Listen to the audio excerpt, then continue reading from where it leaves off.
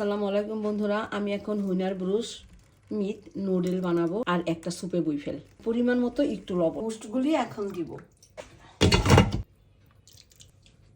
এই সসটা আমি নিজের হাতে বানিয়েছি। এটা ছাড়া চিকেন ব্রোস্ট আর নুডলের মজা আসবে না।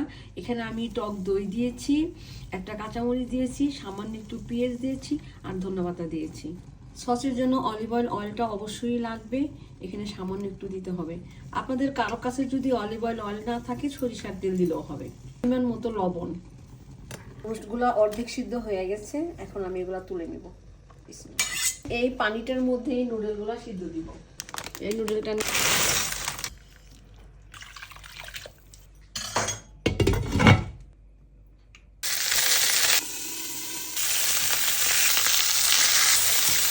দুটা গাজর,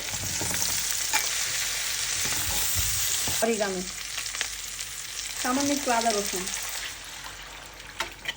ঢেকে দিব।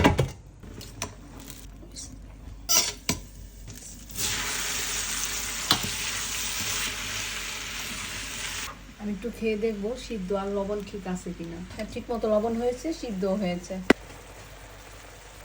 এটা ম্যাঙ্গো, এই রান্নাটায় অবশ্যই ম্যাঙ্গো দিতে হবে। লাগাওয়ার্স, কাঁচামরিচ, পেঁয়াজ অ্যান্ড টমেটো।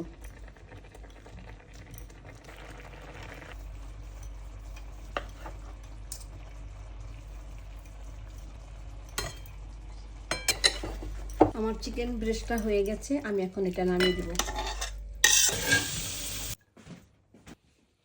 বন্ধুরা, আশা করি আপনারা এভাবে বানাতে পারবেন ইনশাআল্লাহ। আপনাদের জন্য দোয়া করছি, আমার জন্য দোয়া করবেন। আল্লাহ হাফেজ, ভালো থাকেন।